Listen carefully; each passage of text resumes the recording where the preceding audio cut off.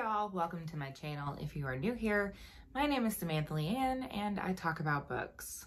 I hope y'all like this face because you're fixing to see this face a whole hell of a lot because I have 3 months worth of wrap-ups that are fixing to come to you. We have February, March, and April. They will be split into separate videos because despite not uploading much to the channel, I have not stopped reading at any point in time. So we have a lot of things to talk about. All right, so I'm not even gonna spend any time like talking about where I've been because like every time I talk about where I've been and like coming back and stuff, like things don't come to fruition the way that they're supposed to. So I just figure we're just gonna jump right into it. You guys are here to talk about books or to listen to me talk about books and to talk about books in the comments. So let's just, so let's make this as short and as sweet as we possibly can, shall we? Because y'all know that I'll talk forever. So in the month of February, I only read 9 books, which I say only, that's really not bad at all. 2,956 pages. There were some audiobooks in there if we want to break down formatting. It was 1 physical book, 2 ebooks, and 6 audiobooks. So it ended up being roughly 74 hours of audio. However, I listened to audio at 2 times speed. So that actually ended up being 37 hours of audio, which isn't bad. So breaking down genres, it was a very horror heavy month for me. 6 horrors, 2 thrillers, and 1 true crime. So and one of them was a short story collection, which happened to be my favorite book that I read for the month. We will dive into that when we get there. So you guys are going to have to forgive me because I'm not going to go into super detail because I don't have a lot of details to give on some of these, specifically because it was February when I read them, but I can give you my overall thoughts and feelings on most of these. I do have some notes for some. Also, for the couple of physical books that I did read, my books are currently all over the place in the midst of reorganizing and various other things. So I won't actually be holding up anything physical in any of these videos this March or April. So you'll just have graphics on the screen for that. So the very first book that I read, and I actually started this at the end of January, finished it at the beginning of February, is a short novella, Ring Shout. I read this as a recommendation from Ashley from Don't Have a Degree in Reading. I will link her channel down below. So this is a novella and subsequently was fairly short. However, for it being very short, it definitely made a lasting impression. It had a lot of different things going for it. It is set in an alternate universe, another version of America, where Maurice, who is the main character, and her friends hunt these monsters called Ku Kluxes. There is a lot of nuance and a lot of commentary on the current state of things and race relations in general. And again, for it being a short novel, the pain and the anguish that Maurice feels is palpable and leaves a very lasting impact. It's very real, it's very heartbreaking. I cared a lot about her and her story, even though the time span of the book was very short, which if you're able to do that in a short amount of time, like kudos to you. So this was very successful in that way. And I have to say, there are certain things that were in this book when we talk strictly about like horror elements and horror imagery that are etched into my brain at this point. Mouths. The imagery makes me uncomfortable in the best way, if that makes any sense. So it was great, but it was gross, but it was mostly great. So that said, I ended up giving it 4 or 5 stars. 5 stars. I gave it 5 stars. I would definitely read more from this author, and I honestly wouldn't mind seeing more from this like general universe. Like I would love to read more about Maurice or, just like that whole universe in general. So would recommend. Next up, I was feeling some folk horror, and I kept seeing The Boatman's Daughter by Andy Davidson popping up in my feeds, and everybody was talking about it. And it also, I'm creating subgenre lists, and that was on one of my lists, so I decided to pick it up. I gave this book 4 stars. Things that it did extremely well. It has a Southern Gothic feel to it that is second to none. It takes place in the swamps of either Florida or Louisiana. I do not recall exactly which state it is, but it's swamps. If you did not know this about me, and chances are that you don't, I have a couple of like weirdly irrational fears, and one of them is murky water, i.e. swampy water. So the setting of this book was very effective for me personally in like giving me the heebie-jeebies and stuff like that. So I enjoyed the fantastic elements that were presented and the magic and the folk horror. Like, I really enjoyed that. I thought that it was very well done. And it was just like, overall, it was written very well. I enjoyed the imagery. Like, I could see Sabbath House and I could see all of the houses. I think that it could potentially like make a really good movie if anybody wanted to do that. And the cast of characters is decently large, but despite that, I do feel like most of them did feel like fully fleshed out. Sometimes when you have larger casts of characters, you have a couple that the author will spend a lot of time with, and so you like really get to know them. And the rest of the characters tend to be fairly one-dimensional and flat. I do feel like he spent enough time on each of the characters, so we kind of learn their backstory and we learn their motivation and what they were there for, what they were doing, you know, all of those sorts of things. So I did enjoy that because y'all know I love a character-driven story. And all of those backstories of the different characters kind of wove together to create this bigger picture. So that execution I thought worked really well. So the only criticism that I actually have is that towards the end of the book, as the climax happened and various things were happening, things did get kind of disorienting. It was difficult for me to follow for a minute, and I had to kind of backtrack just to make sure that like I was tracking, I understood what was going on. But aside from that, like I thought that it was really enjoyable. If you're into folk horror, if you love kind of that Southern Gothic feel, I would definitely recommend this one. 4 stars for sure. Next, I read Untamed Shore by Sylvia Moreno Garcia. This was a lot different than what I was expecting it to be, but that's not a bad thing. The only experience that I'd had with Garcia's writing up until this point was Mexican Gothic, which is what it sounds like. It was horror, it was Gothic, it was beautiful, and I loved it. And this was not that. It is a little bit more of like, it's not even a thriller per se, but more of a like noir kind of. There isn't any like super fast-paced action. You spend most of your time with the main character and her inner thoughts and her inner feelings and her background, and obviously there is plot that is happening. So you spend a lot of time in our main character's thoughts, and that's kind of what pushes the story along. I don't really want to give too much away about the plot, but the book itself I do feel like was kind of a love letter to Baja California, just in the way that it was written, in the way that it described the culture and the setting and everything. It was beautifully written in that way.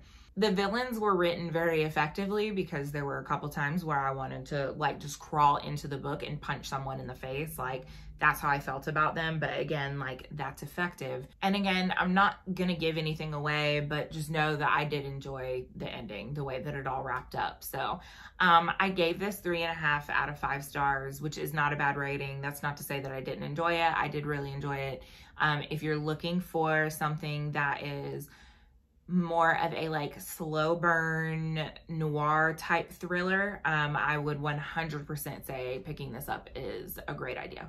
Next, going back down the folk horror rabbit hole, is Experimental Film by Gemma Files. I did enjoy this. I think I gave it 3.5. Yes, I gave it another 3.5 stars. So with this particular book, this is very clearly a love letter to the Canadian film industry with a folk horror plotline. Gemma Files is very knowledgeable about film, and it shows in the writing. That was to its detriment to a point, because there were some times where there were things that were explained and it felt a little info dumpy, and it didn't feel like those things were necessary to the plot. I think that she wanted to show off her knowledge, and that's fine. While it did take away just like a little bit from the story, it didn't hurt it too much, if that makes any sense. The story itself is kind of like part ghost story and part folk horror. I'm realizing as I'm saying this that I have told you zero plot synopsis of any book, and that's okay because I don't like giving plot synopsis anyway. I like going into things blindly. So if you're really interested in the plot synopsis of any of these, y'all have Google, y'all have Goodreads, y'all can go through and do that.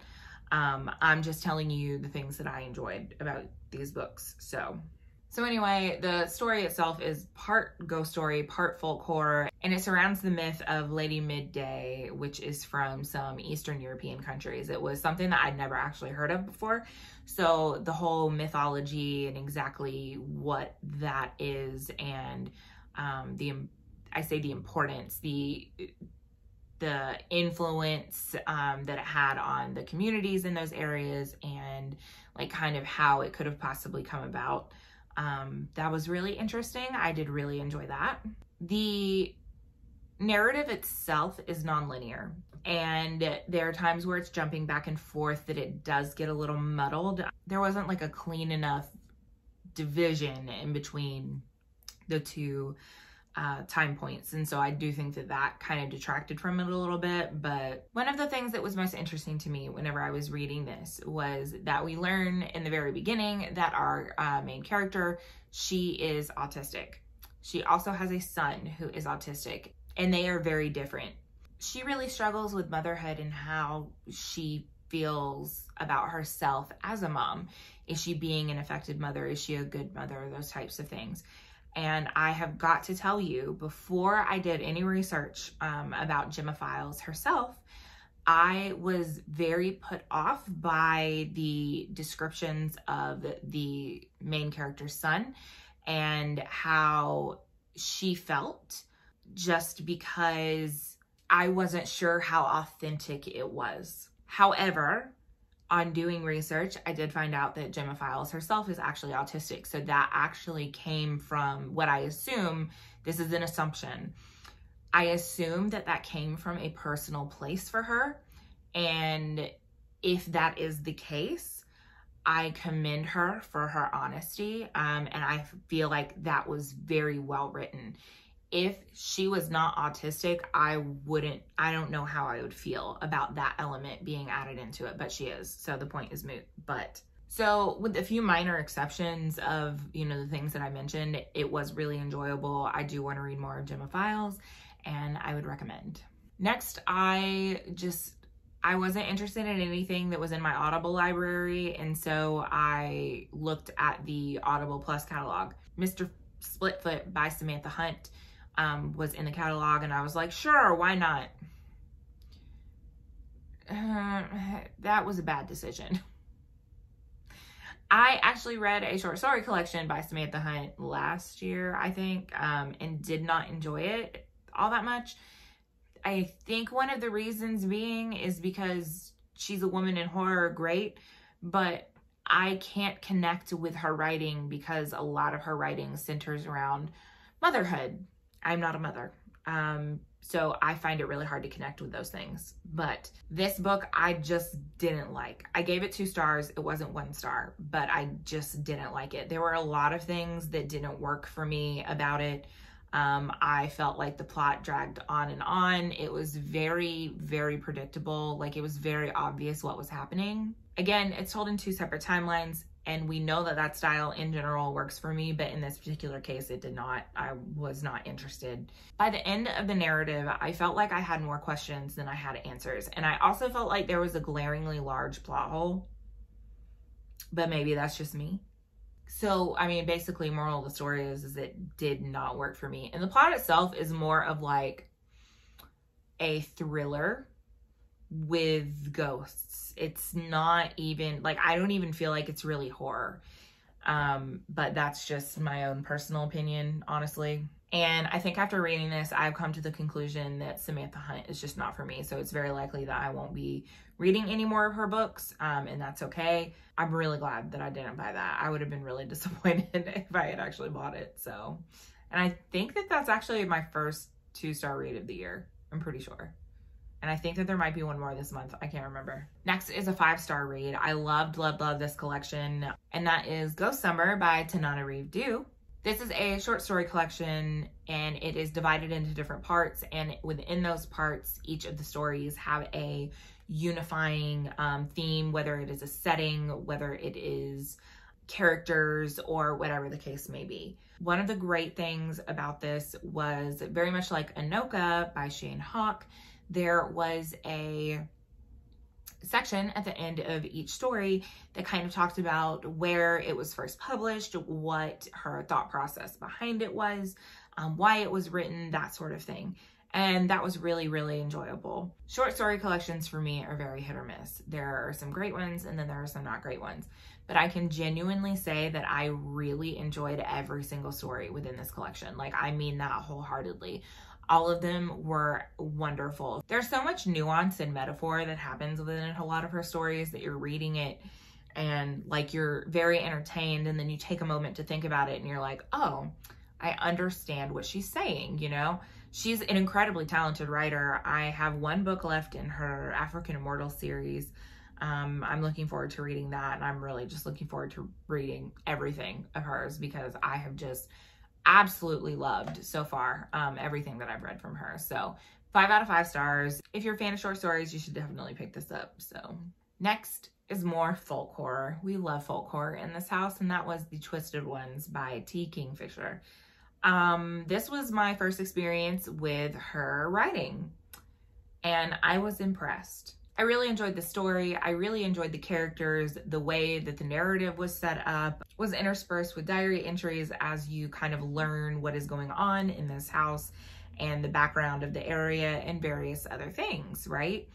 So that said, I will also say this.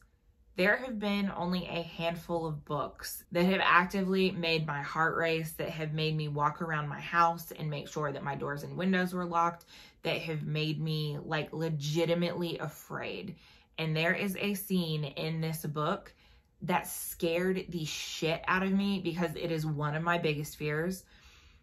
Imagine waking up in the middle of the night and seeing, like, just glancing to the window and there's somebody like staring in at you. That's fucking horrifying. Absolutely horrifying. I literally got up and I walked around the house and made sure that everything was locked and the curtains were drawn, and I was so creeped out for the entire night. I felt like something was behind me. And that, my friends, takes a lot to do. So this book gets an infinite amount of credit for being able to do that, because most books do not do that to me. So loved that.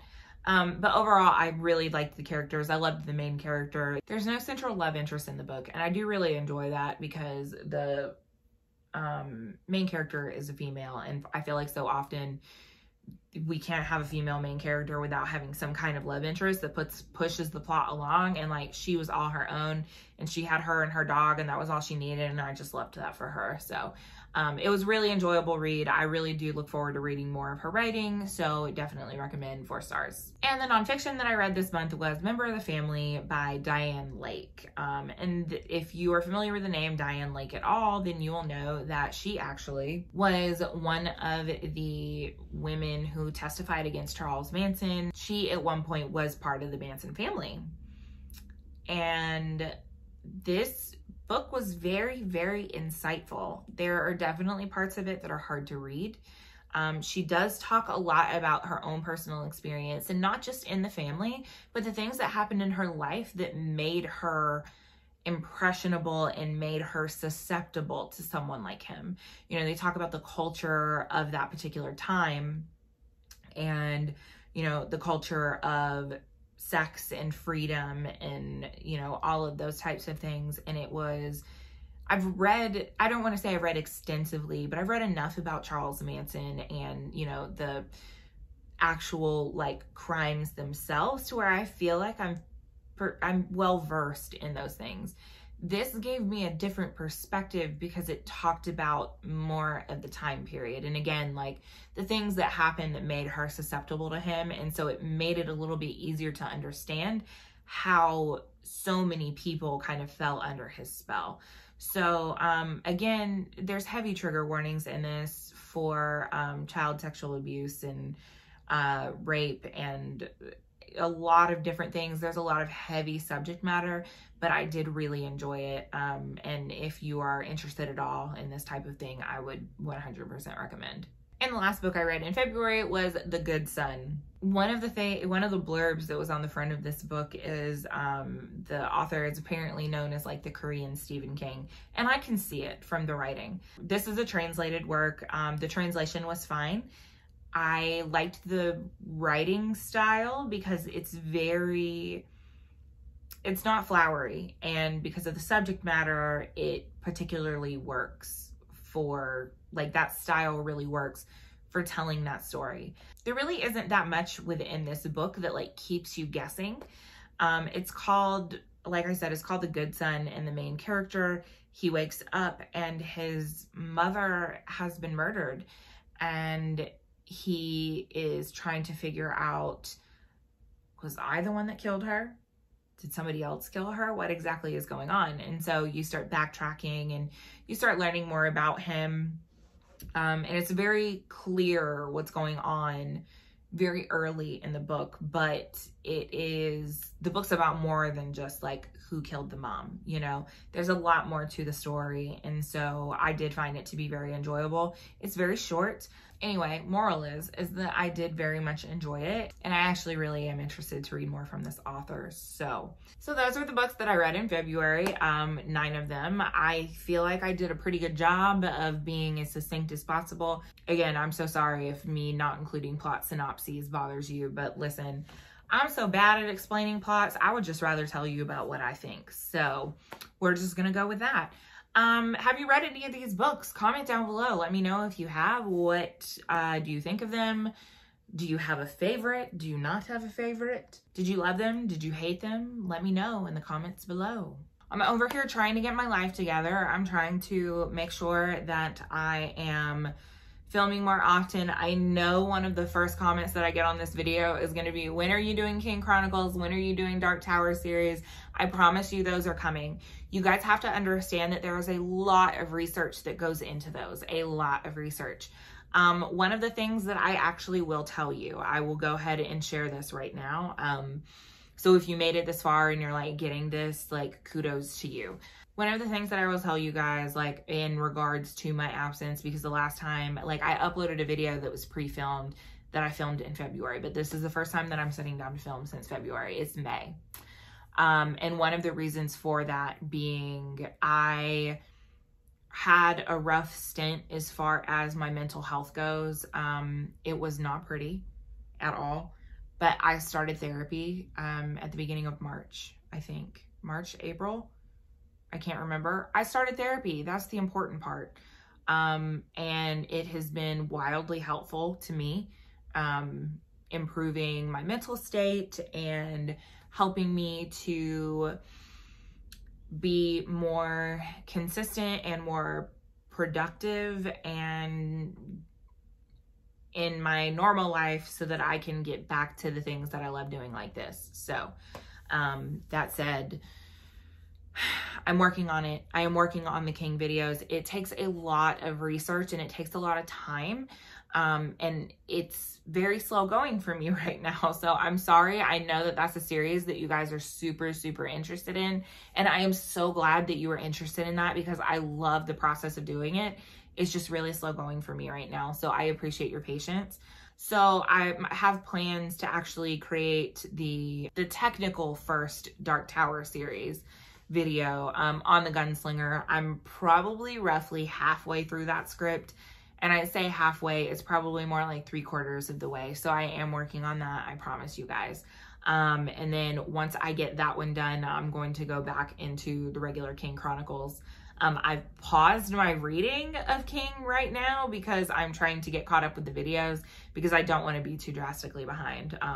In my actual reading, if you are at all interested, I've only made it up to the Tommyknockers. I just haven't felt up to picking that one up yet because it is so large and it's honestly not one of my favorites. So, but okay. That said, if this is your first time here, hi, hello, and welcome. If you like what you see and you want to see more, you can click thumbs up. You can hit subscribe if you haven't already. You can also hit the bell doodad to be notified whenever I upload. And if you so desire to support me in any other way, you can find all of my social media links in the down bar below, as well as a variety of other ways to support me. So thank you guys so very much for watching. Thank you guys for being here. I appreciate you if you are still around. And I will see you in I'm going to take a quick break, and then we're just going to plow right along and film my March wrap up. So you guys will see that video next. All right. Thank you guys so much for watching. See you next time. Bye.